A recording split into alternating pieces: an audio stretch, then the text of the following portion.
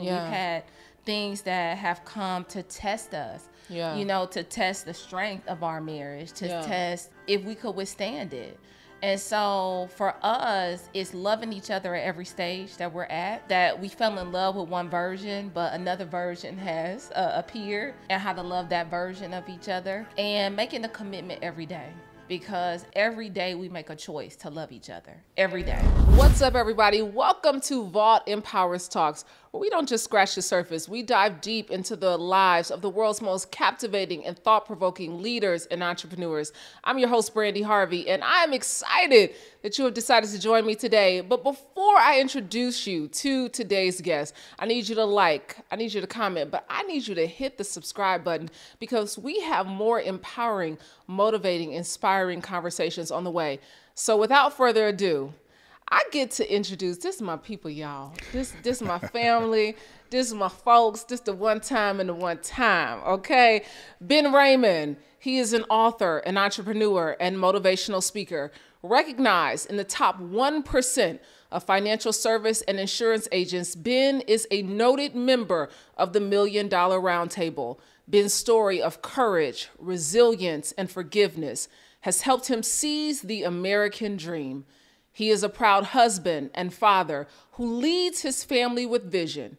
Ben is committed to being the kind of coach he never had. Vault Empowers Talks. Welcome my brother, Ben Raymond, to the show. What's up, Ben Baller? Bam, Queen Bee fly. Everybody, I call you Queen Bee, so it's an honor to be here. It's an honor to be here. Ben calls everybody by their Instagram name, and back in the day, my Instagram name was Queen Bee Fly. And he you won't are fly all the baby, time. Tell him one time, okay? Let the record reflect. Listen, I am so excited that you are sitting here today. I think people have no idea. If they don't know, today they're gonna know the type of story that really has shaped your life. Your life has been so amazing. I call you Ben Baller because you are the ultimate businessman, you know? Okay. He's been baller, y'all, since the beginning, since I met him. But you've always been making business deals, from Dairy Queen to Best Buy, medical sales, insurance. There's really no industry that really you haven't touched. So talk about your journey, because it hasn't been linear at all. Before I get started, it's an honor to be here. I'm in the vault. You made it. I'm scared because you know me better than anybody. So I get the honor of having you as my sister. And, you know, I tell everybody you are the sister I never had. So it's an honor to be here. So. Yeah. So talk about your journey, because people look at you, and I think they look at you, they see the 6'5", you know, handsome guy with the light eyes, you know, well-dressed, you know, stunting on them. But they don't know that you've really seen so much tragedy, but you've endured a whole lot of tragedy to have a whole lot of triumph.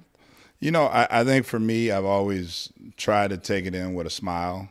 Growing up, for me, it was like, I only knew how to get to the next day. And so for me, smiling, everybody saw this person tall, confident. He talked well, but they never knew it was behind closed doors. And I think for so many years for me, I was embarrassed in my story. You know, I wasn't one to talk about it because I didn't want anybody to feel sorry for me. And I think there's so many other people out there that share the same story. And so for me, I was embarrassed. I was a person who, you know, didn't want to really tell what was going on in my household. So I tried to live it with a smile. Yeah. You grew up with a mom who was diagnosed, medically diagnosed, bipolar schizophrenic, but she also suffered from drug addiction, you know, and that was really painful because you spent a lot of time by yourself. I spent a lot of time by myself. In fact, for me, it was a lot of time looking out windows, a lot of dark days. The norm for me was seeing drugs, seeing my mother come home with black eyes, you know, being with men that were physically abusing her. The mental illness part I never really understood. I knew there was something that was wrong with her, but I never understood as a kid. As I got a little bit older, I knew that there was something that was, you know, definitely wrong as far as from the mental side. You know, she was bipolar schizophrenic, and a lot of that was induced by the childhood that she lived. You know, my mother's been raped, she's been molested, and she coped with using drugs. And so she was, for many years, a crack addict. Wow.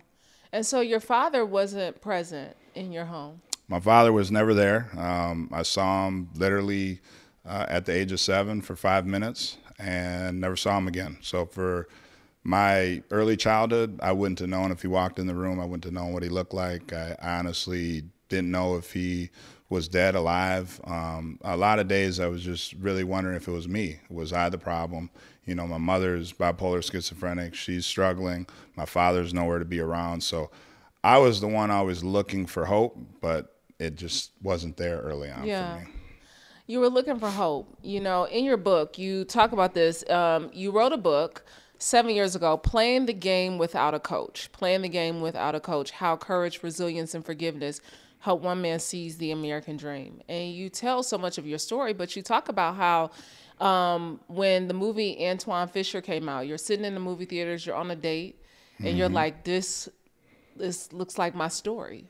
I remember it like yesterday. For a lot of years prior to that movie, I tried to get the courage to, do an internet search, to try to ask people if they knew my father, where I could find my father, but I just never did. I was too scared. I was scared that he was going to reject me. I was scared that he wasn't going to be alive. So I was like, why even waste the time? And I was in the movie theater with the girl I was dating at the time and was watching the movie. At that time, I didn't understand really how to handle my emotions. It's 2002, right? This is 2002? You're taking me back. Yeah, 2002. About 2002. Right around 2002. And the movie plays. And literally, I feel like the movie's talking to myself.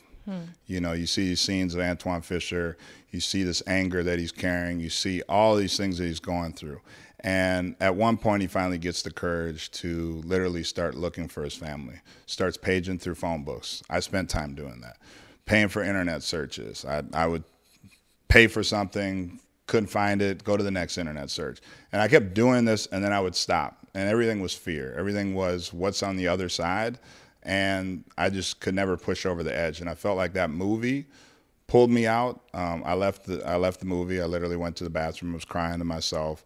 Because in that moment, I knew that I had to do something. If I ever really wanted to, be a father, if I really wanted to, what I felt was manhood, I didn't know who I was. And so I was a successful guy, but I didn't really know who I was and where I really came from. And so for me, it was something that ignited in me, something that I knew I had to find.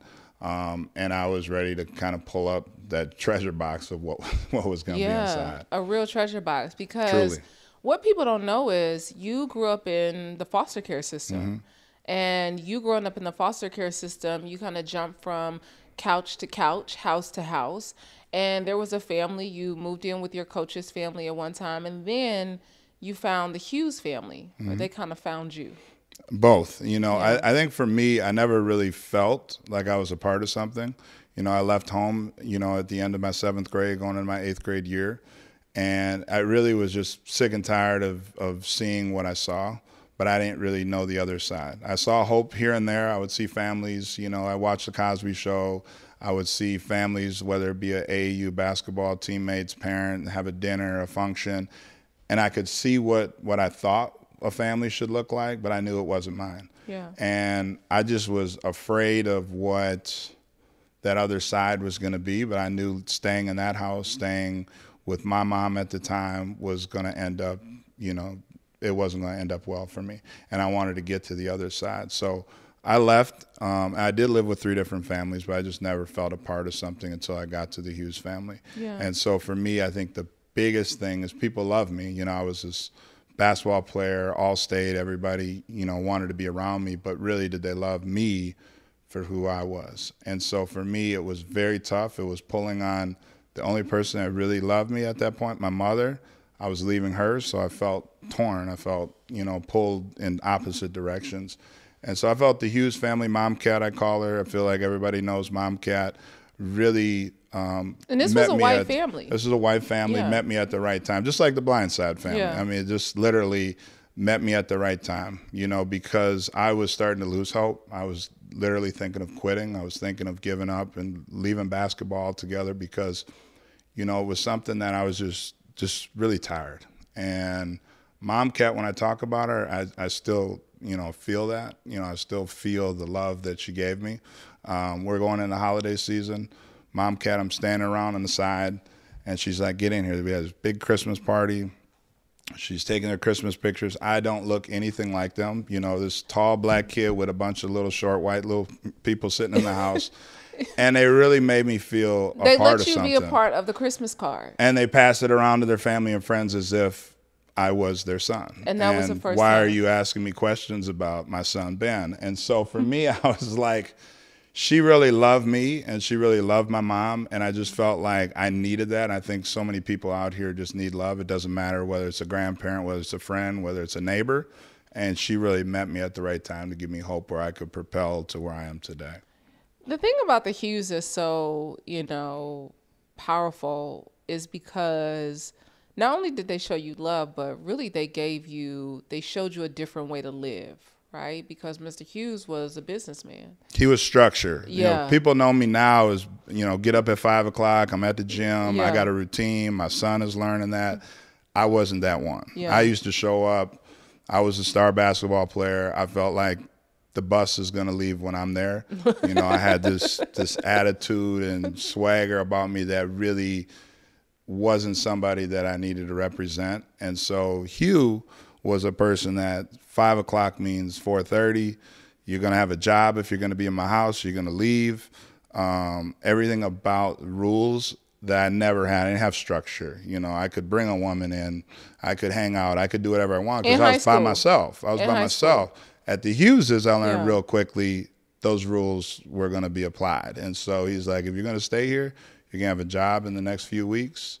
We're not having any women up in this house, and you're going to follow every rule that we have. I'm going to treat you like you're my son because I feel like you are. And so that gave me, I didn't like it, but it gave me the structure and the love at the same time that I needed. And that really inspired my business career because I would travel around with Hugh as an insurance guy at the time. And I hated insurance. I thought it was boring. I thought it was something I would never do. I told him. I did this little tour ride with him. And I said, you can promise me I'll never be an insurance agent. So fast forward a few years later when I called him and said, you're not going to believe, I got my own agency. I'm about to, you'll be an insurance guy. And he's like, what? And so you just really don't understand the power that people have when they're, over you and mentoring you and working with you, showing you love. So, I'm very thankful for the Hugheses today. Yeah. They gave you a lot of love. I think that really set the foundation for you to even have the strength to go look for your father because you're 27 years old at the time. You go and you say, I'm going to do an internet search and try to find my dad. And so you start calling around to all the last known residents, right? And they tell you that he's incarcerated. Yeah. Well, the way the search happened is actually when I finally found the last known address, it happened to be an address that my dad was using before he went to federal prison. He was serving 13 years. And so I called this last known number. I said, my name's Benjamin Raymond. I was actually born David Brumfield. That's my father. My name had a was name. Changed. Your name was changed when you were little. Yep. My mom and her side of the family didn't want anything to do with my dad, was embarrassed of the entire situation and literally changed my name to Benjamin. So when you combine those names, there's so much power behind it. But I had called this number. How old were you though when your name was changed? I was what, 6 years old? 6 years old. And your name I was being called Benjamin before my name actually got changed. Oh wow. So my mom and my family was already calling me that. And then officially it got changed because my father couldn't show up because he was in and out of jail and he wasn't there for the hearing. So it's ironic today, I feel like I'm both of those. I feel like my name carries everything. And, for me, when I was finding my father and I called this number, I was scared to death. I remember the words I said. I was like, my name's Benjamin Raymond. My name was born David Brumfield. Have you heard of my father? I don't know where he is. I don't know who he is. And the lady paused for about 30 seconds. This was the third number I called. And she's like, you sound just like your father. And I was like, well, is he alive? Is he, And she said, just give me a second and I'll get back to you. And so she got in contact with the federal prison in Pekin, Illinois. And I ended up getting a letter. My father ended up reaching out to me and told me that, you know, where all my family was. I had an uncle, I had a sister I never knew. I had all these things was just unraveling in my life, just story after story after story. And I was just picking up the pieces that were pretty much just shattered on the ground. And that was by far the scariest moment, you know, I've ever had. I've played in front of like 20,000 fans. I've done all these things, but to go see my father for the first time was something I'll never forget. Oh, yeah. This is, you say on page 193 in your book, and you really delve so deep into your story in this book. And the first time you go meet your father, you say, after another 20 minutes, the buzzer sounded again, and the prisoner's entry door swung open. I broke into a huge smile as my father smiled back at me, and he came into the visiting room. I stood up to hug him before he took his seat at our table. As my father put his arms around me, I realized the moment was real. It wasn't a dream or a wish. I was actually standing face to face with the man who I spent my life wondering about, searching for and longing to know. I could reach out and touch the man who had given me life, but left me to figure out my own identity and find my own place in the world. The door opened. The reason it's getting me right now is because a couple weeks ago I watched Kirk Franklin's documentary. Yeah. And powerful. If you haven't seen it, you need to watch it. And it was powerful to me because in high school and all these years I was trying to find my father, I used to play Kirk Franklin's music. Yeah, you write that in the book, the Revolution. It was like the only, I was sick of rap, I was sick of hardcore, all this stuff, and it was just like trying to find myself. Yeah. And I watched his documentary, and I cried like a little kid because it took me to every little place that I was at, every spot, every time my father wasn't there, my mother, all of these things. And so hearing you read that takes me there because I remember it like yesterday. You know, I didn't know what he looked like. I got a picture maybe a week or two before to actually know who this person was walking through the door. Wow. And so when he came through, it was, man, we held each other for felt like an eternity. I didn't want to let go. And everybody in federal prison, they knew who I was. They knew who my father was. It was a moment that I had been waiting for my whole life. Yeah. And so for me, it was something that I think everybody needs to have. You know, for me, it was closure. For me, it was so many things, you know, tied, anger, forgiveness. I never thought I'd be able to hug him. So, you know, that's something that I'm fortunate to have today. Yeah. I mean, because you have to know that there was a part of your identity that was now you were finally coming to see, like up close and in person. That part of your identity that you felt had been hidden from you for such a long time. Yeah, and for me it was I knew the person I was, I knew the man I was, but there was that little doubt of all the pieces coming together. And so for me, that moment, and then fast forward to about 2 years later when he got released, and, you know, instead of seeing somebody through a glass or at a table for an hour or two, you know, that's difficult. You know, going to federal prison is already a thing in itself. You know, so many kids that look like me go there. There's so much anger, pain, frustration. And then you get to see the person you love, but then they're pulled away from you again. And so for me, that was, you know, it was a joy going to see him, but then there would be days that I was angry, frustrated. You know, why can't I have him in my life? And so full circle, when he got released, it's just something I never thought I would be able to get. I think what most people don't, you know, try to wrap their minds around is no matter what age you are, right? You said you were 7 the last time you saw your dad, and then you were 27. and that feeling and that longing is still there. It never leaves. It's still there. We are identical. I mean, y'all look just alike. All the way from my son to myself to my father, he used to spray, cologne on these letters, and I get them, and I'm like, man, say that for these women you're writing and all this, But I never really realized how much I'm like my father. Yeah. I go through a bottle of cologne every time I walk in a room. Just the way. And BJ is the same way. And what we forgot in that moment, because I don't want to get there and start becoming a meme crying too much. I have ugly tears, but my father was the last man to walk out. So as happy as I was, as frustrated as I was, I'm like, how in the hell he was waiting. Can you be this late? How can you be this late? I flew in. I drove 3 hours. We had waited 20-some years for this moment, and you're late. And his response was, I had to get a haircut. Had to get a haircut. I had to be clean. And I can't help but to laugh because that's me. That's you. I got to get a haircut. And so that's something I'll never forget. Yeah.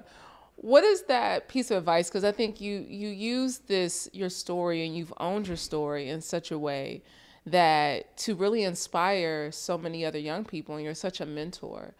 I think, what is that piece of advice that you would give to somebody who's still holding out that hope for a person that's incarcerated, or they've been abandoned by or neglected by? I think for me, you have to forgive yourself first. So many years I've found myself fighting that. And you have to meet it when you're ready. For me, fortunately, I was ready. I was ready to receive. I heard a lot of things through me uncovering my family. Some I didn't like. Some things were kept from me. Some things were, and I don't know if I'd have been able to handle that at a younger age. And I think the biggest thing that I would say to anybody is you got to get your truth. For me, I went from a place of being embarrassed to, I walk in the room, I'm happy where I come from. I know that every bit of me, every success, every failure, every up, every down is where I came from. And I think we have to first start with being proud of who you are. God created one-on-one, and take your story and make it what you want out of it. And so I think there's so many people that live what we call a tough story, or all of these, everybody's dealing with trauma, just different degrees. And I started at a place of being comfortable to talk about it.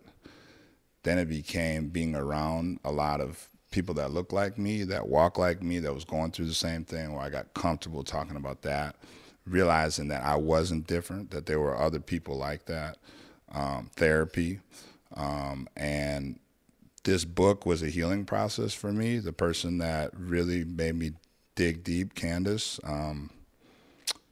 I went to the houses I was at. I went to the house with no food, the house that was drug infested. I went to the places that I was angry, that I avoided. Most people go back to their school, their alumni and all that. When I left, when I went to University of Minnesota to play ball, I never went back. I didn't want anything to do with everything that was there. And when I started writing my story, it was really therapy for me first, really digging deep and finding out, I think I have forgot so many things. It's kind of like out of sight, out of mind, and really pouring that out and getting that out, because I had never really got that out. And then I realized that for me, all them days where I said, why me? All them days where I was like, what's going on? Why is this? That God was really putting me through this, the test, for me to be able to share it. Not to inspire as if I'm somebody great or anything like that, but really for somebody to share their story. And someone can go through things. Someone can come from dysfunction, have a happy family, live a successful life, have a business, have a child, have a wife, and it's okay to claim that. It's okay to go get that. And I think we feel like we don't deserve that sometimes, because we're less than, oh, this happened to me. I'm not worthy of that. We're worthy of anything we want. Yeah, I love that. Worthy of anything we want. In your owning your story, you said pain is the hardest lesson that you've had to learn along the way. But in your acknowledgments, you say to your mother, "Thank you for teaching me to love deeply, forgive generously, and to hold to my dreams." To my father, "In finding you, I came to understand my own identity, and I'm proud to call you my dad." 7 years later, you wrote the book 7 years ago. What do you feel now? So many things have transpired since that. I thought the book was done there. When I stopped writing, I thought the book was done when my son was born. Completely different. My mother's doing well. That was the biggest thing that I needed to get permission of when I shared my story. Yeah, you talk about that in the book. You said you wanted to get your mom's was my mother permission. because my mother did the best she could. She took me to the place that she could get me to and got me to Mom Cat. And my mother's the type of person, if she's got $100 in her pocket, she'll give $100 Your mother to everybody sends else. me $10 and $20 and $50 That's in my the mail mom. all the time. She loves me. That's my mom. And so my mother has never asked me for anything. She's never wanted anything. She just wanted my love, and I wanted her love. And I'm so proud of my mom now. She's doing very well. Her and Daryl. She's doing very well. You talk well. about Daryl in the book. Yeah. D. Wilkes, yep. D. Wilkes, Grandpa D. And we think of this, what a perfect family looks like. They're still married. They're still holding on strong. They are. I never would have thought that. I guess that was the marriage advice. If you think it's wrong, it's probably right. So they're holding on strong. My father, it's been a full circle moment because my father went back to prison 3 years later. Yeah. And I was angry because I felt like I had became so vulnerable and opened myself up. Your father was released from prison. He was released from prison. And then 3 years and later. Literally a week or two before I was going to ask your dad for his blessings, I wanted my father and them to meet. And so we were at the mentoring camp, and we were getting ready to talk to the boys, and I knew where this was going. I had already really This is 2014. 2014. 2014. Yeah. I had mentally prepared for my dad to go back to prison. I could see the writing was on the wall. And I was really concerned for the rest of my family, not really myself. And I got up in front of everybody. I was a wreck. I was a wreck the day I was talking to the boys. This was at the Steve Harvey mentoring camp. I was like, full circle moment. I had never forgave my father with words. I had only forgiven my father with actions. And I knew I needed to, because there was a piece of me that was still holding out anger, and it was starting to build as I knew that he was getting closer to going to prison. And so I told my story. It wasn't something that he really liked. He wasn't happy about it. But I told him, this is my story. It's not your story. Your father, you tell the story. Your father was drunk. My father was drunk. Camp. He was high. He was all the above. I literally had to pretty much drag him by the neck to get him to the camp. Yeah. And selfishly for me, I felt like I was making that about myself. I was really not understanding my emotions. I couldn't control what was going on internally. And so we got through that. I spoke to the boys, I spoke to my father, and then a week later he gets arrested. And I remember the holidays. I was talking to Karli. I was talking, it was just, this is the time I'm literally getting ready to get engaged, marry, all the above. And I'm sitting in the courthouse, and my father gets sentenced to 25 years. Complete devastation. Yeah. Because at that moment, I felt like that's it. The judge you tell the story in the book. The judge said not 1, not 2, but 3 strikes.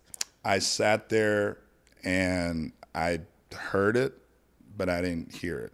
Yeah. And I had to ask his lawyer what he said. He said 25 years. Because he's already gotten out, for the audience. He's already gotten out of prison. He's been out for 2 years, and now he goes back to prison. And he's sentenced for 25 years for something that, and I'm not saying this because it's my father, for something that should have been about 1.5 years. Yeah. But because he had 3 strikes. He had strikes, and really I wasn't willing at that time in my life to pay for, you know, the legal fees and battling, because he wasn't honest. He wasn't really sharing his journey at the time. So it really weighed on me heavy, and it took a lot of therapy. It took a lot of dark moments of myself. I know I wasn't always showing up the best during that time. And fast forward to literally about 6 months ago, he gets out. My father gets out, and months before, we're working with this lawyer. They're letting me know that we got a good chance. Karli's telling me, you know, really want to re-up on the therapy and start really talking through this, because it's a reality that your father's going to get out. But really, I didn't necessarily believe it. You didn't think that your dad was going to get out of prison? I didn't believe it. And every time I would go to prison, I was just yearning for the day that he could meet my son. He had to watch the birth of my son, the wedding, everything on TV in prison. And for me, the full circle moment was him being able to stand in front of me as my father, his grandson, my son, and he had to pinch me. I still didn't think it was going to happen. And so I get the news. I was the first to hear. I talked to the lawyer. They said they're going to do an early release. And my father gets out. Now, how old is your father? My father is 72. 72 years old. 72 years old. Getting out of prison. Cool, slim. If you go to any prison, you're going to know him. Anywhere in the room, that's Slim, you know. He's a dresser, but we have different versions of that. He wears pants 5 sizes too big. That's I like mine school. slim. He old school, I'm new school. Yeah. So we battle each other. But I remember the day he got out, and the years leading up to it, I've seen a changed man. Yeah. You know, somebody who wants to be connected to his family, somebody who wants to be there, done with that life. And it still was something that I was still cautious on. You know, something I was still, we'll see. And he's been proving me wrong every day. He's doing great. The day that he met my son, it was like, that's the end of the story. That's the complete story for me, to see those two interact. And my son now, fast forward, wants a cell phone, so we gave him a house phone. And hearing him call Papa Slim and call, you know, and interacting with my father was something I always dreamt of. So wow. It's definitely a highlight for me. Definitely a highlight. Well, look, there is more to the story, and I can't wait to bring up your beautiful wife. That is her, the queen.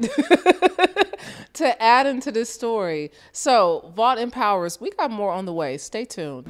Hey, Vault Empowers Talks. Welcome back. I'm so excited. Y'all, this is going to be good. This is like the second half of my interview with my brother, Ben Raymond. I get to sit down with my good sis, y'all. Here we go. Karli Harvey Raymond.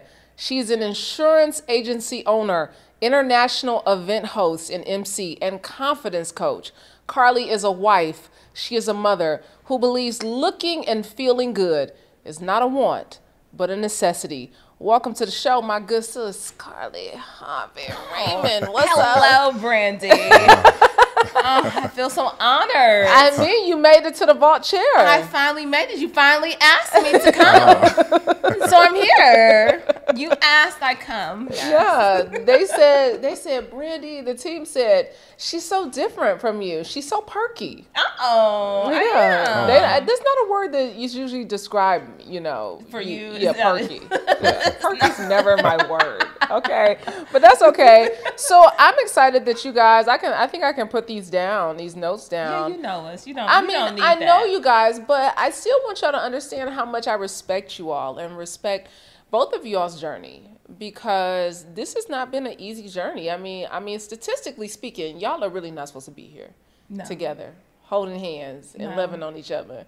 Statistically, the odds. Holding on to God's enchanted listen, every day. Statistically, the odds have been stacked against you from neglect, abandonment, trauma, not seeing the game modeled and coached in the way that we need. But somehow, God saw fit, because 2012, y'all two somehow divinely meet each other at the Steve Harvey mentoring camp for young men. Karli was in the market for a young man herself. Hallelujah. She was stalking me a little bit. She was stalking you. I remember the day like it was yesterday, sitting on that little rock wall, and Ben comes out of that meal tent in 2012, and you meet Ben. I said, who is that? Who is that? He fine. And I said, That's what you said. I said, who is that? He fine. And I'm You like, said, who, Ben? See, I don't like that, Brandy. Come on now. Here's the deal. Ben gets a little upset when I was like, I had known you for 3 years before y'all had even met each other. So I met you in 2009. I met Ben in 2009. And then you guys meet in 2012, right? And I will say this, when my initial meeting of Ben in 2009 is not the feeling that I have about Ben, okay? Like, at first I was like, Ben is uptight. I thought you was a little uptight. I thought you was, giving me corny State Farm vibes. Okay. But no. But the furthest thing from... He was super corporate when we first met. He was very, I had to get the check. I had to get the check. And you know what? And I was, I was a young dumb fool, because we couldn't even recognize, right? Yeah. Can't even recognize that this man is playing a game and playing to win. Black man trying to get his paper. Listen, trying to play it in the duality of it all. But you guys meet 2012, and you all strike up a friendship first. Yeah. And then you all, get into a relationship. Yes, we had a friendship before I got to say that's my man. Yeah. Okay. So this is honestly Ben really how he was using all of his charms to woo me. Yeah. And he told me that he wanted me. He said, "Oh, you host events? You host?" I said, "I do." I was trying to work the fee down a little bit. She wasn't having it, so.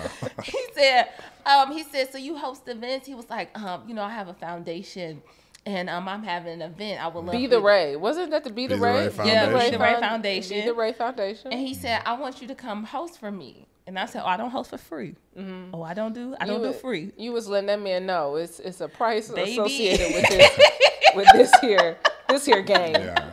Got it. So 2012, you guys meet. Yes. And spark up a friendship. And what's so interesting is, even in you all's relationship, I don't really think people understand, because, and you talk about that in the book, Ben, you talk about you were married before Karli. You had a first wife. And so by the time you met Karli, you were ready to do some things different. And you were looking to have an investment, in a different type of investment in you all's relationship. And you guys started off, while you were dating, in therapy. We did. But this is how it started off. So initially Ben said, "I see you in my life for a very long time." Oh, he saw a good thing. He saw that his life would have favor. Amen. Amen. We here. So, we here. when a man findeth a wife, he findeth a good thing. And favor. But he said, "I see you in my life, but I think that there are some things that you need to work on." And he was like, "I really think that you could benefit from going to therapy." Now, at first, I think initially my ego could have met that with defensive-ness. I could have said, because my initial reaction was like, you got stuff you got to work on too. Like, who you think you are sitting up here? Right. I'm the only one that need. Ike need help. You trying to help Ike? You trying to help Ike? So I could have. That was my initial first reaction. Like, well, what's wrong with me that you just can't accept me for who I am, right? Yeah. But when my ego turned down, I was able to see it as God using him to be the vessel for me to change my life. And so that defensiveness came down, and I looked at it as someone who, he had a vision, and he had a vision that I could get behind. Yeah. And so in that vision, he saw that, okay, there's some things here that, you need to work on, but we also need to work on as a unit in order to be better. And so I initially went to therapy because he made the suggestion. Yeah. But it wasn't the reason that kept me doing the work on myself. But initially, he was the reason that I started to do therapy, because I wanted to build a life with him, and I knew that we both came with baggage. We came with things. He had been married before, and as he says, he wasn't great at it. He didn't do a good job at being married before, and he wanted to do it right this time. And I had never been married, but I had fought the idea of marriage because I didn't know if that's something that I wanted to journey down that road, because I had come from parents who were divorced. My dad had been married multiple times. My mom had been remarried. And I did not see that as something that I wanted to model. I didn't see it. And so I had grown up not having my dad in my life for the majority of my life. And so I knew that I came with all of that. I was carrying all of that weight to the party. And so because of me investing in therapy and us working on some of those things, it just gave us a better start to our marriage. Now, there were some things that we definitely had to work on within the marriage, because you're hit left and right with things. You don't know how you're going to react, but marriage holds up the mirror to you. It shows you all the things all the areas where you're selfish, all the areas where you lack compassion, all the areas where you need to be a little more understanding, a little more patient. I was hit with that. And I was triggered left and right. And so I didn't really know how to handle the trigger sometimes. So, I grew up where, if there was conflict, y'all gonna yell it out. Y'all gonna fight it out. We knock down, drag out. Well, you're still not opposed to that. No, I believe it's always a knuck and buck in my spirit. Absolutely. Absolutely. I believe a little knucking and bucking is necessary. Absolutely. Yes, I do. Absolutely. It gets the job done.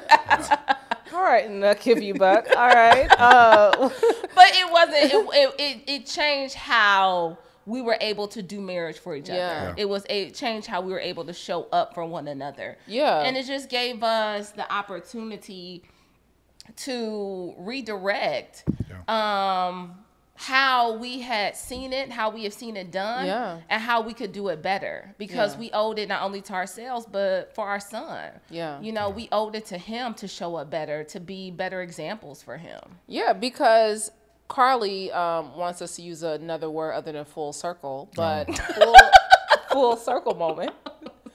Full circle moment. You guys met. This is like only this God. Is some only God type only stuff. God. Y'all meet June 16th, 2012 at the mentoring camp. Ben remembered the day that you all met. Yes. 4 years to the day you all have your son, Benjamin Troy Raymond II. June 16th. June 16th. I don't usually speak things. I don't usually say things, but when it comes inside, I know it. And I think for, 6 months, 5 months, 4 months, I kept saying I knew he was going to be born on that day. Wow. I started to lose hope because he's a fighter just like us, as BJ was. I didn't know if he was going to come out that day, but yes, he was born on the day that we met. Full circle. Full circle, like couldn't be any better. Of a moment. But you guys said that, Team Raymond, that was like your hashtag when you got married. That's Team Raymond. You know it. And that was established in 2016. You guys have been married 8 years. And you said it's always been a team effort in your marriage. Ben recently said, we do the best we can to make ours win. What's the thing that's helping you guys win in this season? Because I have to, give account to the fact that both of you all come from very, traumatized childhoods, right? Emotional, neglect, abandonment, all of the things. And so more often than not, most of us revert back to that trauma and we just say, we throw our hands up and we give up. Right? But what is helping you win in this season of your marriage? I think what's helping us win is not giving up on each other. It is the understanding that we have evolved and changed. The same people that we were when we got married September of 2015, we're different people. But we're also different people from when we met June 16, 2012. That seemed like a lifetime ago. So that that 29-year-old woman that met him is different, you know, as I'm, you know, 41 now, sitting here, like, it's a different way of being. We've had things that have come to test us, you know, to test the strength of our marriage, to test if we could withstand it. And so for us, it's loving each other at every stage that we're at. That we fell in love with one version, but another version has appeared, and how to love that version of each other, and making a commitment every day, because every day we make a choice to love each other every day. Yeah. You know, it's not well, I feel like loving you. No, I'm just deciding every day to love, even when it's hard, even when there are times that I know this man irks me to my core. Never. No. Never. And there are times that I know I irked this man. Yeah, like that pandemic. I was looking for a button to press, because when that hit, she was my son, myself, we were in the house trapped. We did. We needed shirts that we had to fight it out pandemic. to get out. Our marriage survived the pandemic, because it was many days. So we was like, this ain't it, bro. I need a class to get away from here. What is open besides the grocery store? I think Karli said something powerful a few months ago to me. She came home and said that it was a video that was played, and they were talking about relationships, and 50-50 is non-existent in a marriage. You know, some days Karli's 80-20, some days I'm 80-20. And I think early on in our marriage, sometimes we fought that. Look what I'm doing, look what you're doing, how I'm showing up, why aren't you showing up this way? And I think when we realize, it's still a working journey, of course, that this is something that we're not going anywhere. So we got to figure it out. And I've tried to better understand her world as she's done with me. I travel a lot. We acquired a business last year, and I didn't realize the emotional impact that I dumped on Karli. And I think the work that Karli's done through therapy has shown me the love, the care, the nurturing, even in these moments when we have selfish sides. And I think for me, my father getting out, having to travel, also feeling the impact when I'm gone, and not wanting to miss my son's anything, or, you know, miss anything that my wife's doing, I've needed to balance that. And so for me, that urge, I never feel that therapy is something that somebody points a finger and you need to go. I think you need to go when you're ready. And that's something that I'm, you know, working through now to be better, to show up better so that I can be better for my wife. And I think it's one of the things that Karli has always loved me for me. She's never really tried to change me. I am who I am. She is who she is. I'm not trying to change her.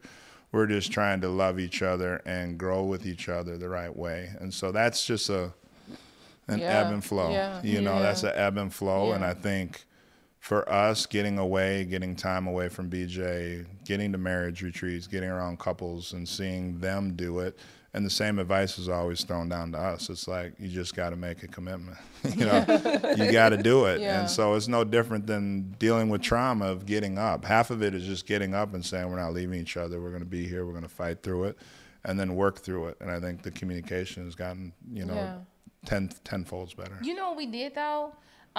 We did this in our businesses. So we would sit down and write down what were our strengths and limitations in our business. Because you all own businesses together. Yes. Yes. So that's a task in itself, you know, a mountain sometimes. But we wrote down, what are our strengths and limitations? What are the things that we are really good at doing? And what do we do really well? And when we wrote that down, we figured out that that was applicable in our home as well.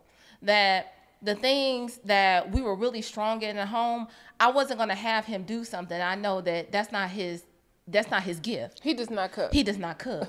So okay, when I was I can cook a little bit. You know, I can. Baby, it's okay. I can reheat some food. You can. Up, very but you good. can throw down. If Karli ever leaves me, I'm done. There ain't nobody that's ever made a meal like Karli. So you ain't allowed to leave me, okay? Because I know what eating good is now. So it's not possible. Yes, the way to it was through his stomach. Okay, but no. So we wrote down what were our strengths and limitations. So I'm not asking him to do something I know that is a limitation for him. Yeah. I'm not asking him to go and cook a 5-star meal for me because I know that's a limitation for him. I want him to be strong in what he's doing. And if that's not his strength, why am I going to have, because see, I'm going to fight what I feel like, well, see what I can do. You see what I'm doing? I can't have him show up as me. I need to have him show up as him. Yeah. And so when he shows up as him, that's how we win. Yeah. That's how we thrive. When I get to show up as me, that's how we thrive. And so I'm not asking him to show up as a version of me, another version of me. I don't need that. Yeah. I need him to be the best version of him. Yeah. And so that's how we win. When we wrote down what were our strengths and our limitations, not only in business, but in this relationship, what are we good at? What are the things that carry us that are a major strength? And that has helped us. That took down our conflict time. It gave us a higher resolution. We were able to resolve conflict easier when we started doing that. Yeah. You know, we're up against it every day. We're doing the things that statistically we shouldn't do, you know, because of his background, because of my background, we shouldn't be here. But the idea is that we're not showing people what perfection looks like. We're just showing people what's possible. That's it. Yeah. We're not showing people, we're not perfect. We are two imperfect people just loving each other. To get it right. Just trying to get it right for each other, not for somebody else.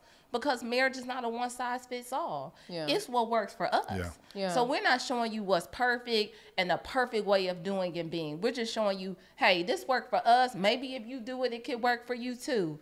But baby, we're just showing you what's possible. It just took us, we just bumping our heads, you know, kind of getting angry, not wanting to talk, you know, and I want to talk it out. He'll be like, I'm going to the basement. She wants to talk about family meeting. She's going to talk about family meeting right before the football game is starting about we need to go Christmas shopping.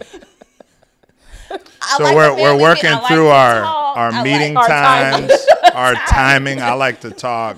When timing, she does, so timing and turf. We're still working on the timing and the turf, you know. But I love her accountability because I try to show up short on loading the dishwasher and she won't let me off the hook. So, you know, we really want to get it right. You know, I remember you being in the room with Karli and I when BJ was born.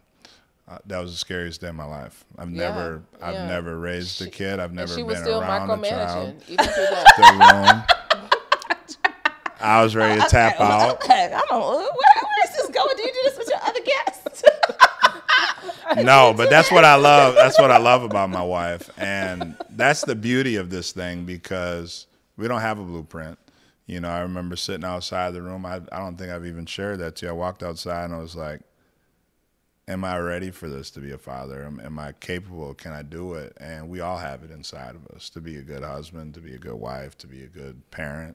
And we just need resources, tools, and we don't have them. There's tools out there. Yeah. I mean, you guys have really weathered quite a few storms in this 8 years. And one of them in particular, and Ben, we talked about this earlier, you know, with your father, Slim, getting out of prison. And I can only imagine the tough conversation that you all had to have because that digs up a lot of emotion for you, hits a lot of triggers for you. It brings up a lot for you to be able to handle and shoulder as a wife. So what was, you know, when Slim was released from prison, what was that tough conversation you guys had to have about your home life, your home environment? Well, initially, I think as the wife, I've seen Ben's disappointment. I've seen how his dad has let him down. Yeah. And I've had to be there to help him weather the storm through that. Yeah. You know, and when his dad went back to prison in 2014, before we even got engaged, I was like, what am I signing up for? Yeah. You know, I was like, oh, hell no. Like, okay, I get you gone. People get ghosts, but jail. Jail. We go to prison. You know, prison seems a lot. You know, I said, whoa, it's a different territory. Maybe he's gone for some milk, never came back. But prison, it was just undertaking. You know, I never experienced anybody going to prison, you know. Visiting, going in, This was my first time. I had coached her through that. He had to coach me on how to go visit his dad in prison. I had never because I know Sandra Clark. I know you was trying to show us to the prison. They don't let all your gold jewelry, your high heels, all your boots. We're not dazzle. going to. We're not going to. I had to learn how to dress to go to jail. I didn't know. Baby, that threw me. I said, wow. I said, okay. Okay, I'm going to leave the razzle dazzle at home. Okay. It's not a show for the inmates. Got it. All right. But no, all jokes aside, that was my first time going to a prison. And so that was scary for me. I was nervous. Very different upbringings. Very different. Yeah, very different. So he would go visit his dad maybe like twice a year, because it was when people don't understand, when your family member goes to prison, they're not going down the street. They usually put them so far away. It makes it so difficult for you to go visit. It makes it such. We would have to fly into Dallas and then drive 5 hours. Everybody goes to because prison. You could not. There's no way to get there any other way. It's in the middle of nowhere. And so to drive, and then the anxiety that you feel as you're driving, like, what's it gonna be? You're trying to figure out if something happened, that when you get there, will they turn you away? You know, after you've invested this time, because that happens. There's a lockdown. It's just so many emotions. And so when Slim got out this time, I think dealing with that and us having to navigate those waters as a family. My biggest thing was I didn't want Slim to get out and disappoint my husband again. That was my biggest thing. Just, if you're gonna get out, stay out, man. And I wanted to make sure there were some systems in place, because initially there was the thought of, well, where is Slim gonna live? Because I think a lot of times they looked at us as, this is the number one resource. This is the well. And so I said, I can't have Slim come live here. I can't. I think we have to figure out where he's going to go. But I can't trust Slim living in my house until Slim shows me something. I can't have Slim in my house with my son. Because I have to protect this family. That's mine. I'm a lioness, And so I wanted Ben to be very clear on having conversations with his father about what was his plan of attack. Ben had helped him with a job, so he had employment. Ben's sister, he was staying with Ben's sister's mom, and so all of us had to really come together to think about how this was going to work, because he doesn't have anything getting out, so he needs you. But I think that there's a reality of apprehension that shows up, like, well, I can be there, but what you gonna do? Because I've seen you. Your track record. And so it's hard for people to have that conversation, because the person getting out is like, well, no one's here for me. And then the people who are sitting here, they're like, well, I was here for you before, but you messed up and you kept messing up, and I kept forgiving you. And then now what am I left with? And so we had to really talk about that. And so when Slim got out, he had a job, he had a place to go. He ended up staying in Dallas. And I can honestly say, I knew Slim before he went in. In 2014, and Slim was a wild boy. Slim was a wild boy back then, But to see him now, you see a difference. I see. I mean, it's a complete change, and I'm so proud. I'm so proud of him. I'm so proud of what he's been able to accomplish. He's has a great job. They love him on his job.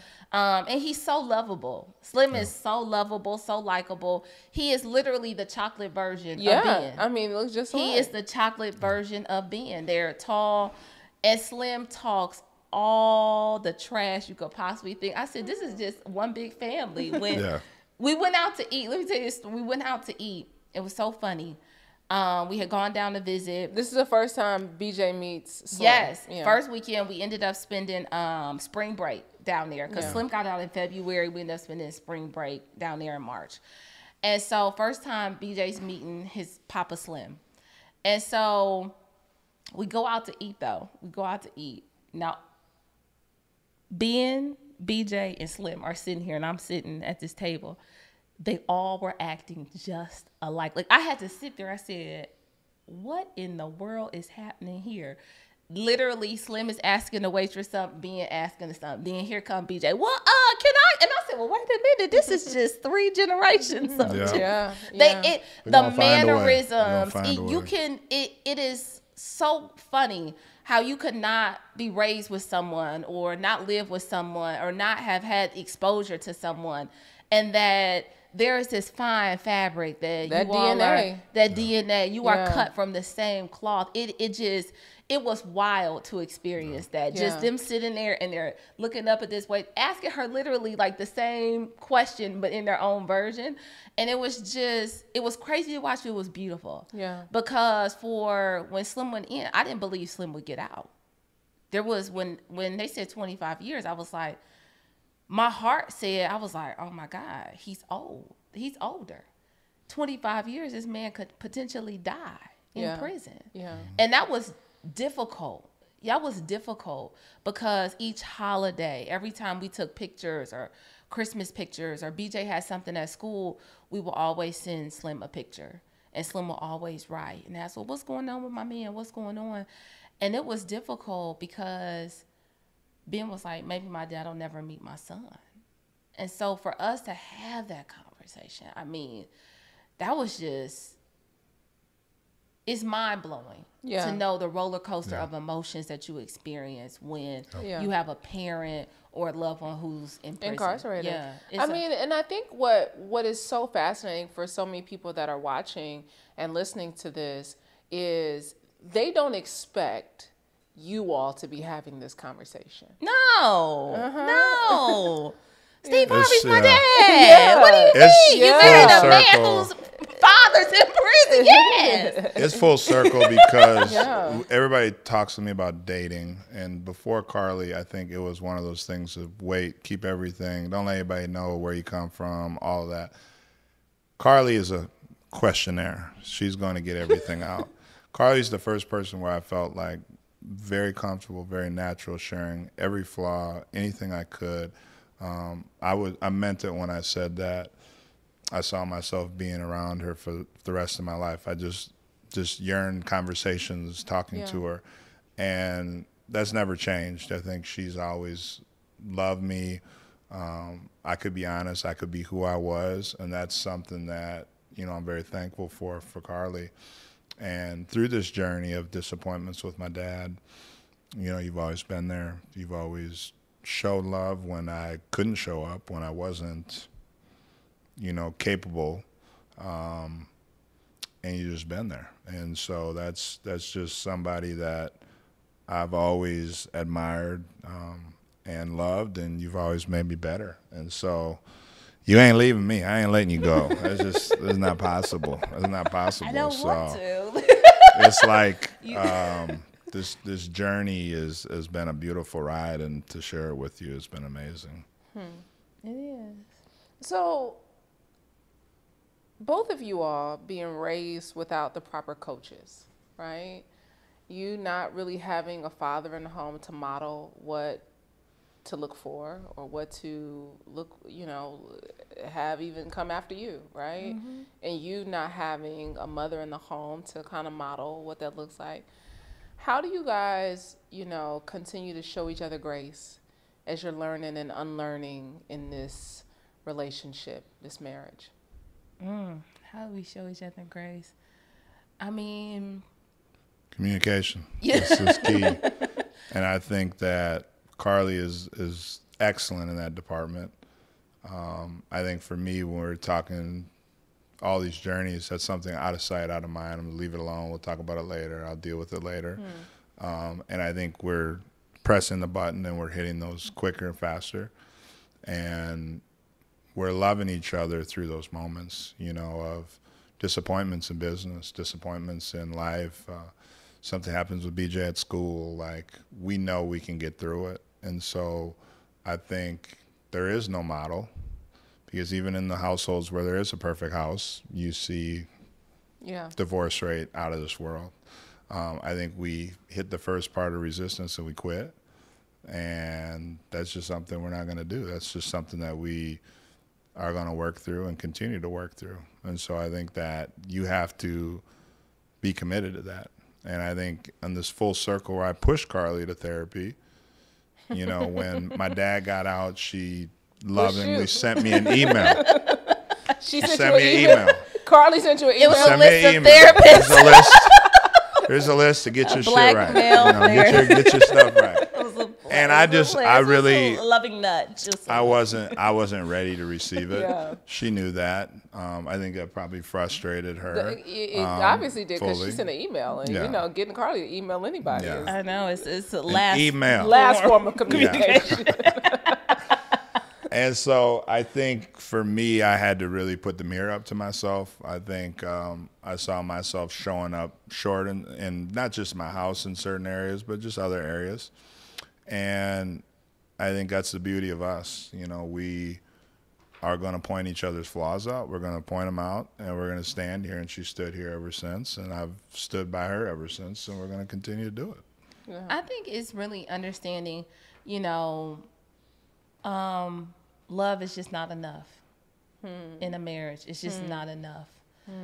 It takes more than love. It takes a lot of trust. It takes a lot of respect. It takes a lot of dedication.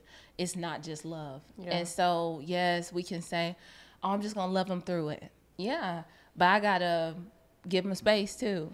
And then I got to let him be vulnerable. And then I have to be able, can I hold it? You know, can I show up when he needs me? You know, I think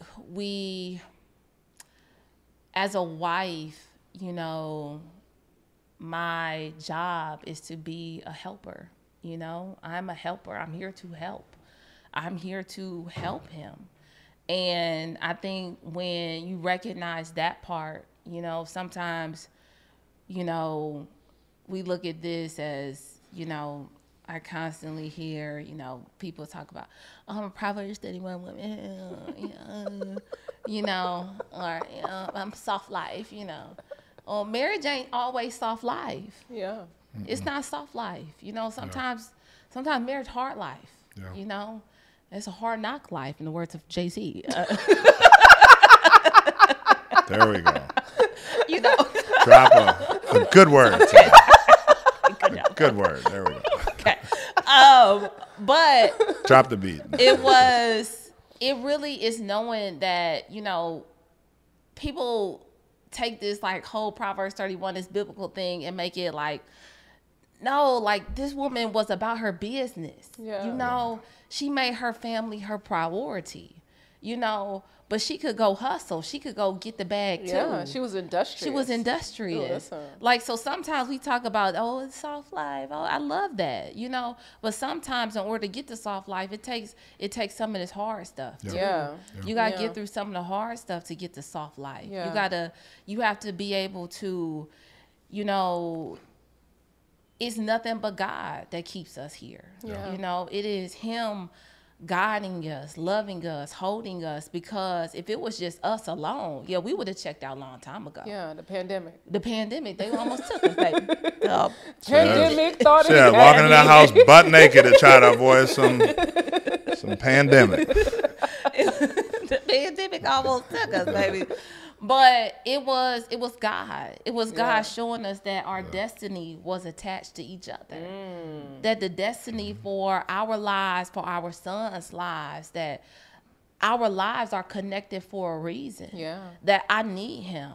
You know, I'm not one of those women who says like, oh, I'm independent, I don't need no man. No, I need him. Yeah. I need him. Because what God has called us to do, we couldn't do it alone. Yeah.